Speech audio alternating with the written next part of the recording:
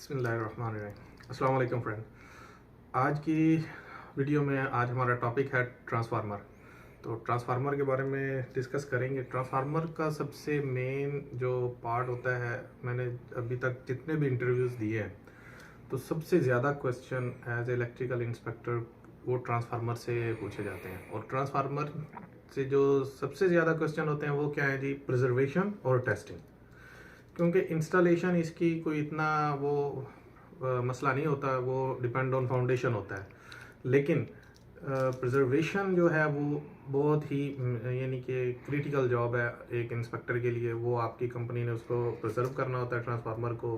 फिर उसकी कुछ टेस्टिंग्स होती हैं प्रिजर्वेशन टाइम पे। तो टेस्टिंग, बाकी उसके टेस्टिंग के बारे में पूछा जाता है, जो कि हम किसी अप्रूव्ड थर्ड पार्टी से स्पेशली यहाँ पे टेस्ट करवाते हैं।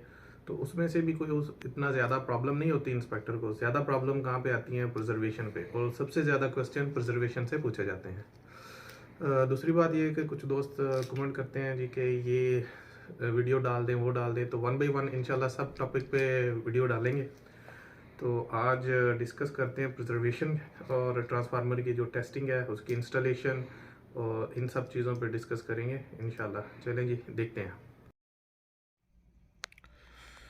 तो जी, ये है जी ट्रांसफार्मर। तो जैसे आपको बताया गया, हमारा टॉपिक आज का है ट्रांसफार्मर। ट्रांसफार्मर जो अरामको का स्टैंडर्ड है वो तो साइप पी 121 है, और एनईसी का आई थिंक चैप्टर 4 या 5 है। तो शायद मैं इधर लिखा नहीं। बहरहाल इसकी जो टेस्टिंग होती है वो मतलब ज़्यादातर ट्रांसफार्मर की नीता स्टैंडर्ड से होती है। तो नीता स्टैंडर्ड आपको देखना पड़ेगा अगर टेस्टिंग वगैरह के लिए। तो ट्रांसफार्मर की इंस्पेक्शंस कौन सी होती हैं? सबसे पहले आपको वही है, मटेरियल रिसीविंग इंस्पेक्शन करनी है। तो मटेरियल रिसीविंग इंस्पेक्शन में जैसे आपको बताया पिछली वीडियो के अंदर क्या क्या चीज़ चाहिए होती है, मतलब कौन कौन से डॉक्यूमेंटेशन रिक्वायर्ड होते हैं।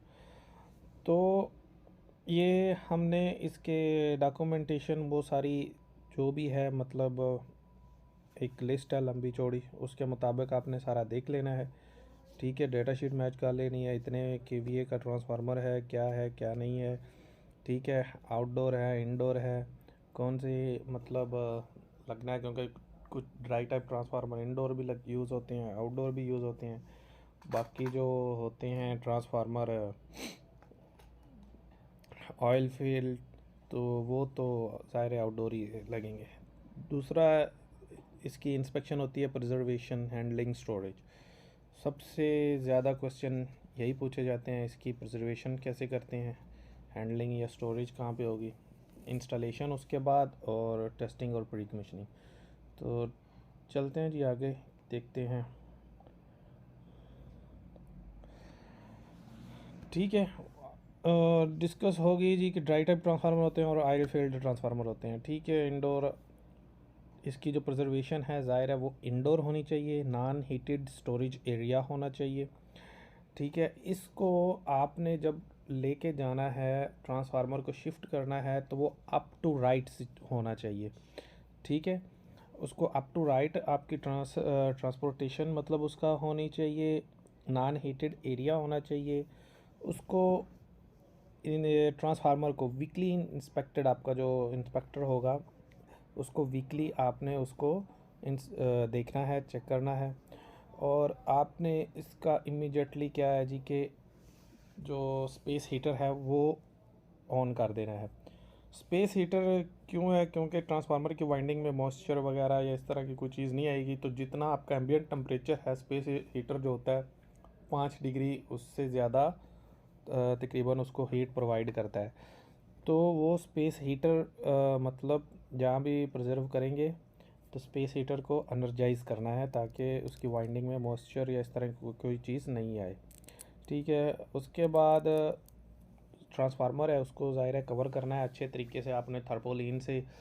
ठीक है, क्योंकि अभी रिसेंटली हमारा एक साइड पे जब काम चल रहा था, रात को आदमी कुछ कंड्यूट वगैरह वहाँ पे रख के गए, तो नेक्स्ट डे देखा एक बहुत बड़ा स्नेक बैठा हुआ था वहाँ पे।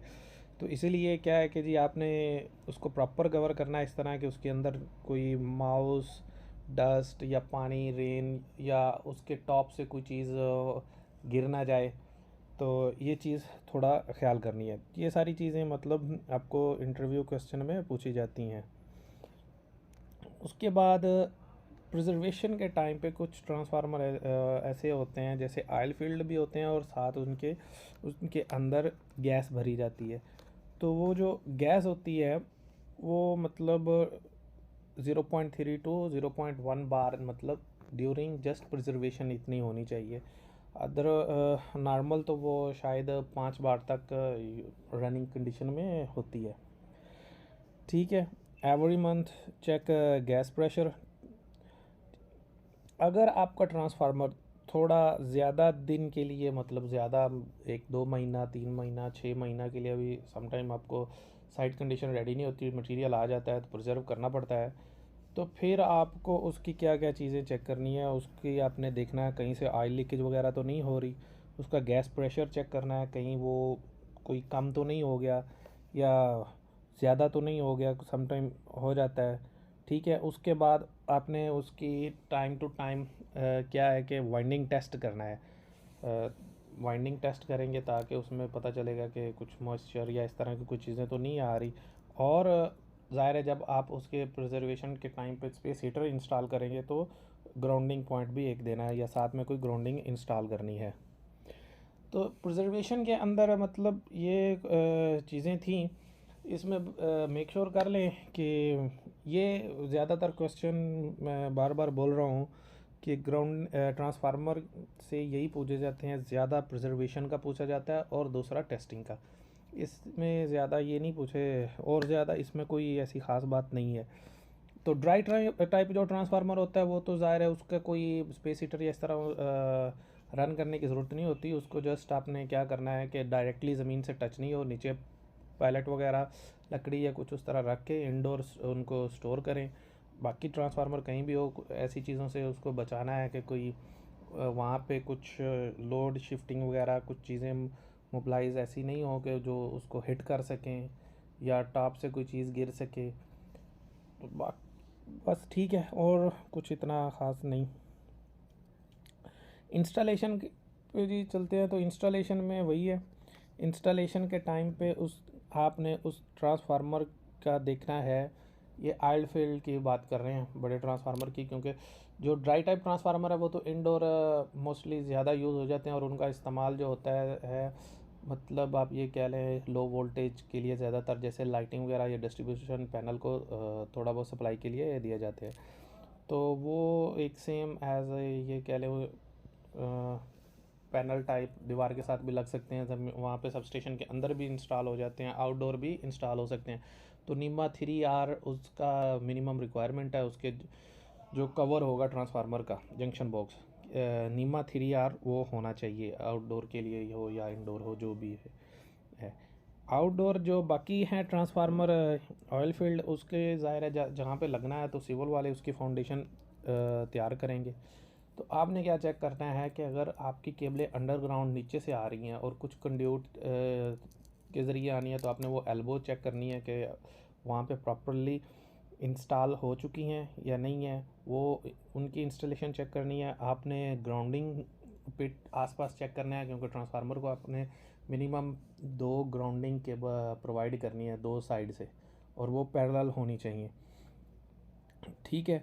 उसके बाद उसका साइज़ है मिनिमम मतलब 70 स्क्वायर होना चाहिए, स्क्वायर।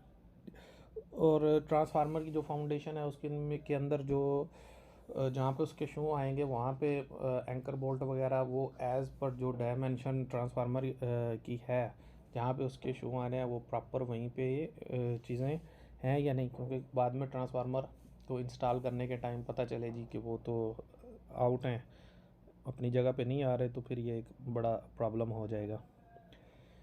तो इंस्टॉलेशन के टाइम बस यही है। बाकी जब मटेरियल रिसीव करते हैं एसेसरीज़ वगैरह वो उसी वक्त आप चेक कर लेते हैं। उसके बाद जब आप इंस्टॉल करते हैं तो उसकी जो एसेसरीज़ हैं वो प्रॉपर सारी इंस्टॉल हो चुकी हैं नहीं हो चुकी वो आपने देखनी है। समटाइम कुछ एसेसरीज़ अलग से आती हैं, तो जैसे फ़ैन होते हैं, कंजर्वेटर टैंक समटाइम अलग आ जाता है, समटाइम कुछ ऐसी रिलेस भी हो सकती हैं, या कोई भी ऐसी चीज़ जो उसकी एसेसरी अलग से आई है, असम्बल नहीं है, तो वो पूरी इंस्टॉलेशन के टाइम सारी चीज़ें असम्बल्ड होनी चाहिए। और आपने वो सारा चेक कर लेना है। अच्छा जी, जब अगर ट्रांसफार्मर इंस्टॉल हो जाता है, अपनी जगह पे चले जाता है, तो नाइट्रोजन जो है उसके आपने कुछ गैस जो उसको बोलते हैं, ये नाइट्रोजन यूज़ की जाती है। तो वो किस तरह के ट्रांसफार्मर जब हीट पकड़ती है उसकी वाइंडिंग, तो ऑयल जो है ज़ाहिर है वो थोड़ा ऊपर आता है, अपनी जगह से ऊपर आता है, तो उसके ऊपर वाले एरिए पे कुछ परसेंटेज जो है वो नाइट्रोजन की होती है। वो फिर प्रेशर रिलीफ डिवाइस लगी होती है तो वो रिलीज़ हो जाती है। तो नाइट्रोजन जो है उसका मिनिमम पॉइंट मतलब 5 psi 0.5 psi और मैक्सिमम 5 psi। तो अगर वो लेस देन 0.2 psi हो जाएगी या 5.5 अबव हो जाएगी तो वो अलार्म देगी, अबव का और लो का। तो इसलिए जो स्टार्टिंग के टाइम पे तो 5 psi जो नाइट्रोजन है उसके अंदर फिल्ड होगी।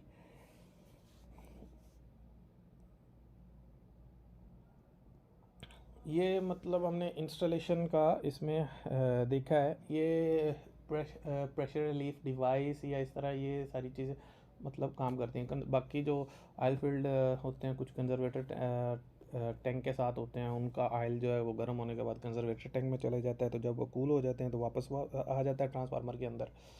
कुछ ट्रांसफार्मर मतलब उनके ऊपर फ़ैन लगे होते हैं और उसको वो ऑयल को ठंडा करने के लिए। ठीक है, ये इंस्टॉलेशन बस वही है, असेंबली सारी उसके साथ इंस्टॉल हो जाए, प्रॉपर सारी चीज़ें हो जाए, आपने वो इंस्टॉलेशन की इंस्पेक्शन डाल सकते हैं।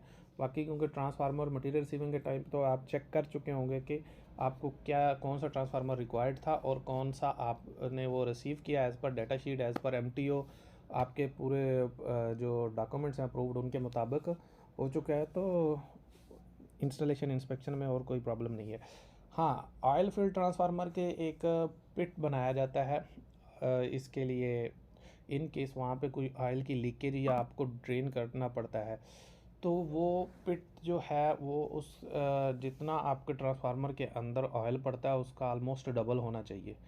ठीक है, वो वहाँ पे एक पिट होना चाहिए ऑयल को स्टोर, इस एरिया को स्टोर करने के लिए।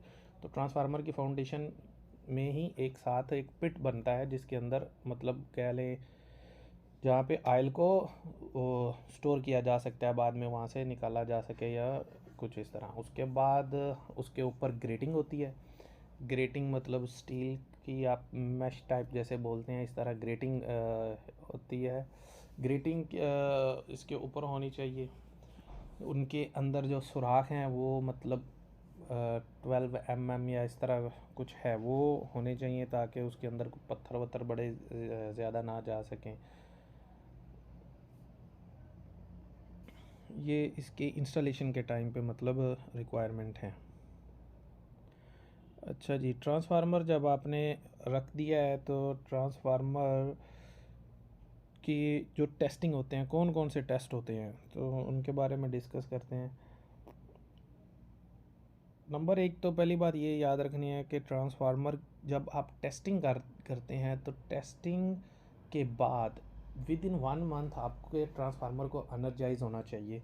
अगर वो आपका ट्रांसफार्मर आपको पता है कि प्रोजेक्ट के हिसाब से एनर्जाइजेशन डिले है, तो 1 महीने से ज़्यादा का गैप नहीं होना चाहिए। ये मेन चीज़ है, ज़हन में रखें। हाँ जी, टर्न रेशो टेस्ट, उसकी जो ट्रांसफार्मर की वाइंडिंग होती है उनकी मतलब जो टर्न रेशो होती है उसका टेस्ट किया जाता है।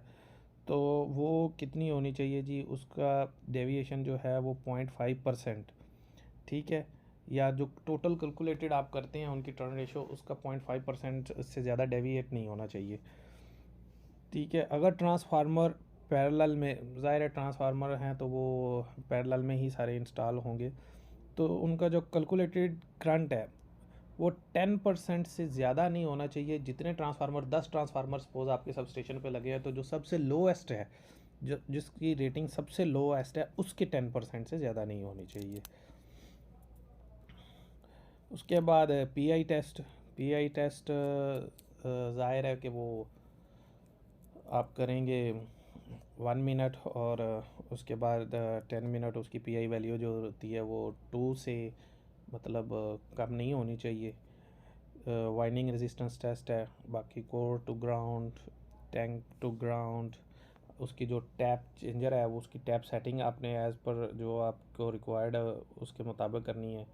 ठीक है, वाइंडिंग इंसुलेशन टेस्ट है, उसके ट्रांसफार्मर के साथ लाइटिंग अरेस्टर लगे होंगे। प्रेशर रिलीफ डिवाइस वही जो नाइट्रोजन वगैरह को रिलीज़ करेगी जब ज़्यादा हो जाएगी तो ज़ाहिर है उसने प्रेशर रिलीफ डिवाइस ने उस नाइट्रोजन को बाहर निकालना है। बाकी वही है जी, टाइटनेस वगैरह टॉर्किंग वगैरह चेक कर लें। डिस्टेंस फेस टू फेस ये एक बड़ा मतलब क्वेश्चन है कि अगर इंडोर जो होता है वहाँ पे एक फेस टू दूसरे फेस पर केवी 25 mm डिस्टेंस होना चाहिए, और अगर आउटडोर है कनेक्शन तो 40 mm डिस्टेंस होना चाहिए पर केवी। उसके बाद जी जो है insulation resistance test, surge register should be disconnected. जब आप इंसुलेशन टेस्ट करेंगे उस वक्त जो है सर्ज रेजिस्टर वो डिस्कनेक्ट होना चाहिए। मेन ऑयल टेस्ट के बारे में पूछे जाते हैं। ये सारे पॉइंट्स आपको टेस्टिंग के जो मिलेंगे वो नीता स्टैंडर्ड है, उसमें अगर आप देखेंगे 7.222.10 कुछ इस तरह है। बहरहाल मेन उसका 7.222 अगर आप नीता स्टैंडर्ड को देखेंगे तो वहाँ पे आपको ये सारी टेस्टिंग और इनके मिलेंगी। तो ये क्वेश्चन काफ़ी पूछा जाता है, हाँ जी, कि ऑयल टेस्ट जो है उसका कलर कौन सा होना चाहिए, मतलब वो क्लियर होता है। ठीक है, उसकी जो है अपना एसिड, उसके अंदर कितने % एसिड अलाउड है, तो वो 0.03 मैक्सिमम mgQH, ये जो भी है वाटर कंटेंट कितना होना चाहिए। तो ये सारी चीज़ें, ये पॉइंट हैं, ये मैंने वहाँ से ही देख के लिखे हैं। तो कुछ समटाइम ये पूछते हैं मतलब वाटर कंटेंट कितना होता है या एसिड कितना है। ट्रांसफार्मर की ये टाइप्स हैं कि कौन कौन से ट्रांसफार्मर होते हैं। ऑयल नेचुरल, एयर नेचुरल जो 90 MVA से कम इसको इस्तेमाल किया जाता है। बाकी oil natural, air forced, oil forced और एयर फोर्स, ज़्यादातर ये वाले ट्रांसफार्मर इस्तेमाल किए जाते हैं साइड पे। तो क्योंकि यहाँ पे आपको क्या होता है, बाई फैन या कुछ इस तरह वो यूज़ किया जाता है फ़ैन वगैरह कूलिंग के लिए। तो ट्रांसफार्मर का जी इतना ही था। बस मेन है प्रिजर्वेशन से काफ़ी मरतबा क्वेश्चनिंग जो है वो प्रिजर्वेशन से ही हुई है। तो प्रिजर्वेशन के जो थोड़े जो पॉइंट हैं ये ज़हन में आपके होने चाहिए बिफ़ोर इंटरव्यू। और टेस्टिंग के कुछ पॉइंट, मतलब आपसे नॉर्मली क्वेश्चन क्या किया जाता है कि टेस्टिंग कौन कौन सी होती है, तो आप अगर उसको 5-7 इंटरव्यू लेने वाले को बता देंगे कि ये टेस्ट होते हैं, पीआईए टेस्ट है, वाइंडिंग टेस्ट है, कोर टू ग्राउंड टेस्ट है, तो बाकी वो कोई ना कोई ख़ुद क्वेश्चन करेगा। एटलीस्ट क्या होता है कि बिल्कुल इंसान नहीं में जवाब नहीं एटलीस्ट होगा। सेकंड, पीआई टेस्ट क्या होता है, वाइंडिंग इंसुलेशन रेजिस्टेंस टेस्ट, या उनकी क्या क्या वैल्यू होती है, ये आपको पता होनी चाहिए। मैं शायद इधर मिस कर गया, नहीं तो मुझे वैल्यू सारी लिखनी चाहिए थी। बाकी और कोई इतना ख़ास नहीं है। और ये वैसे भी जो टेस्टिंग है ये हम अप्रूव्ड थर्ड पार्टी से करवाते हैं, तो उनके पास ये सारी पॉइंट्स होते हैं कि आपने कितने एक्सेप्टेबल है और कितना नहीं है। एज ए इंस्पेक्टर आपको भी पता होना चाहिए, लेकिन मेन वही है कि प्रिजर्वेशन पे ज़्यादा, क्योंकि इंस्पेक्टर की रिस्पॉन्सिबिलिटी प्रिजर्वेशन पे ज़्यादा बनती है। थर्ड पार्टी आएगी, वो टेस्ट करके चली जाएगी, सिविल वाले फाउंडेशन बना देंगे, आपने जस्ट वहाँ पे ग्राउंडिंग वगैरह चेक कर लेनी है। हाँ जी, पिट वगैरह ये वो सब वो उन्होंने ही बनाना है, एज़ पर सिविल ड्राइंग में दिया होगा। आपने कंड्यूट चेक कर लेने अगर नीचे से केबलें आ रही हैं, और इंस्टॉलेशन बस वही है, क्रेन से उठा के ट्रांसफार्मर रख देना है, दैट्स इट। असम्बली सारी इंस्टॉल होनी चाहिए। चलें जी, ठीक है। बाकी कोई आपका क्वेश्चन हो तो आप कमेंट में लिख सकते हैं। इंशाल्लाह नेक्स्ट टाइम आपका जो कमेंट में क्वेश्चन होगा उसका नेक्स्ट वीडियो में मैं जवाब दूंगा। चलें जी, अल्लाह हाफिज़।